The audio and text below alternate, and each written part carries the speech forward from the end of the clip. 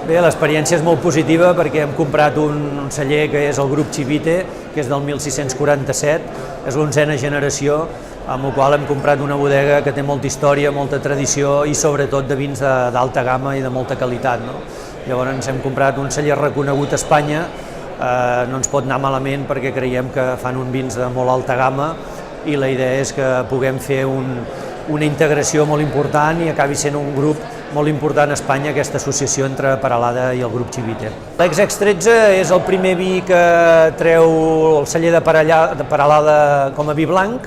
Feia anys que hi estàvem treballant, però no estàvem convençuts de tenir una alta qualitat i per primera vegada hem tret l'Ex-13, que és una garnatxa roja 100%.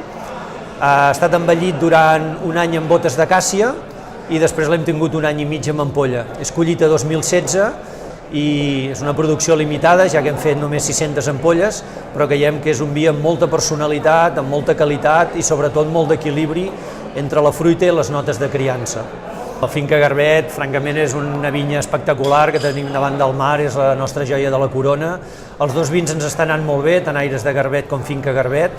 Aires de Garbet és una garnatxa 100% i Finca Garbet és un sirà, a vegades acompanyat amb una mica de cabernet, i sobretot busquem un vi molt mediterrani, ja que la vinya és la més mediterrània possible. Són vins de gamma alta, però que francament ens posicionen com a celler que elabora vins de molt bona qualitat. No?